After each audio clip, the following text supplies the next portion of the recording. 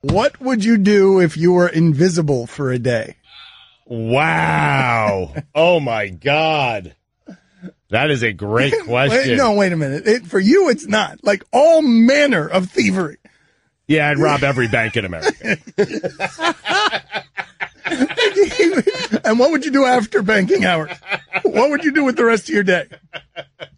Because he would just be running around doing things he shouldn't be doing. Yeah. I mean, isn't that what you do when you're invisible? I mean, what are you supposed to? You would do good with it? I think you just hang around Jets training camp. I'd open a school in Akron.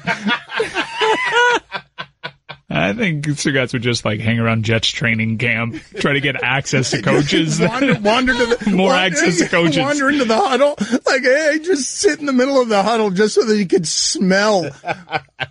I would do that. It'd be a busy day. I would have a lot on my hand, a lot of banks, a lot of huddles to interrupt. I would probably put a wager on a bunch of games, and then because no one could see me, I'd actually go to those games and alter the outcome of the game so I win my wagers. I'd probably do stuff Angels like that. in the outfield, just knock a football down while it's going to a receiver.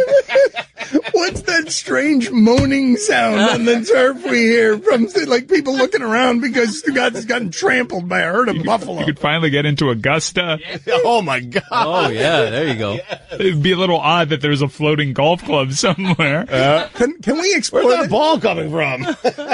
Can we explore this for a second? Where would Stugotz, an invisible Stugotz, be able to actually affect the outcome of a game? Would he have to be somewhere between the center and the quarterback's hands? Because he's not going to affect the outcome by running around out there.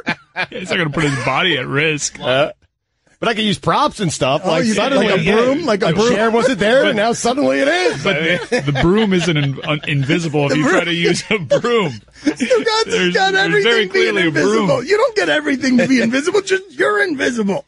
No, but I know, but they can't see me. Like, let's say, a running back is running towards the end zone for a touchdown. I can't get him down, but I can throw a chair at him.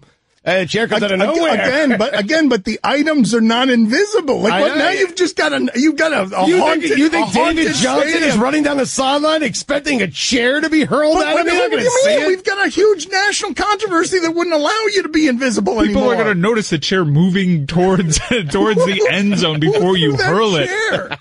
Which part of this are you not understanding? You do not have any props. It's just you. And so I re-asked the question, where must you be on the field to actually impact the outcome? Because I'm going to say you have to be right under the centers, but you're going to have to crouch down there. Where else are you going to be? You're not going to break up plays in the secondary, Stugotz. No, I'm not. Well, I take that back. You could trip the receiver as he's breaking into his pattern. Right, untie shoelaces, stuff like that. Mm-hmm. Yeah. I mean, maybe football's not the sport. Baseball I can absolutely affect, can I? I mean, I have to be. How? Right? I don't know. I haven't thought this through yet. I mean, it's the magic creative content. It comes out of nowhere. Yeah.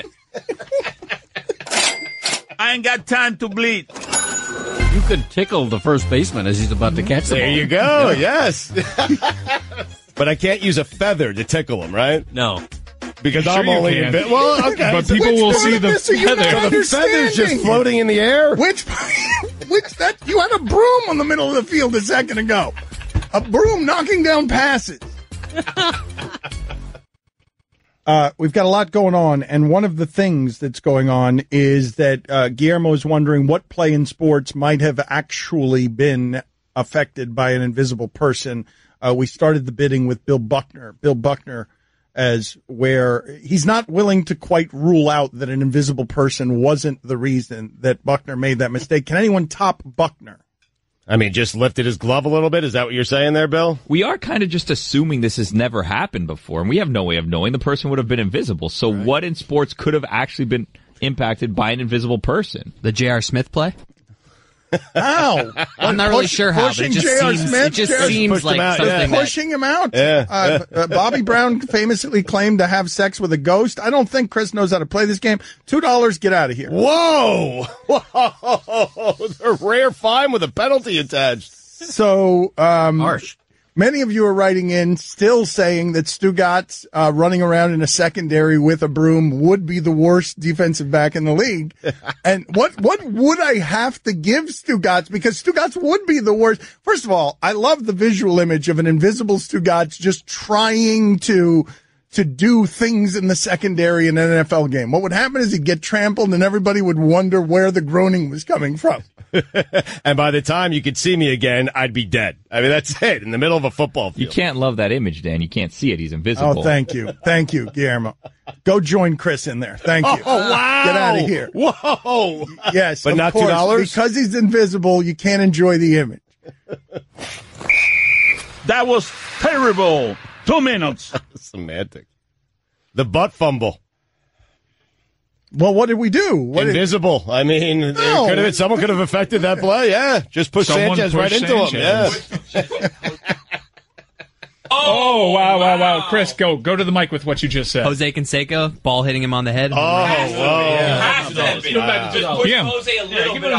It was a really tall, invisible person that moved the trajectory of the ball. But then you're ruining the greatest moment in sports history for Dan. I mean, it is. It's the biggest moment in sports, and it cannot be affected by an invisible person. A texter writes in, and this is very suspicious. This is an awkward way to break the news to you on ESPN radio, but this texter is breaking it this way. There was a play 2 years ago. Raiders were playing the Chiefs on Thursday Night Football in Kansas City, and Derek Carr threw deep to Amari Cooper. And just as the ball was coming down, it mysteriously changed trajectory. And to this day, there has been no explanation and no denial about whether or not it was an invisible person who did that.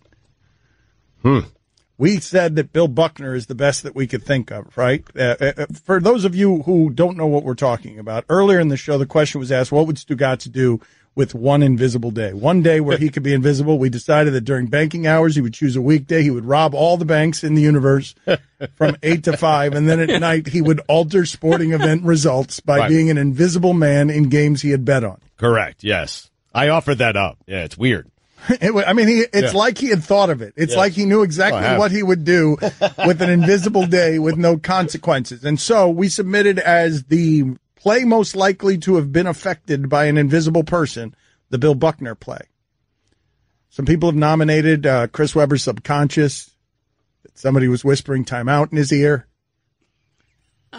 I'm trying to find a video on this Derek Carr to Amari Cooper. I have to see this. I'm watching it right now. The theory is that it hit a spider cam wire, but no one actually said that's what happened. It does look like an invisible man might have done this. Or a woman. Guillermo, put it on the poll, please. Are you surprised that the wire cam hasn't interfered with more football plays?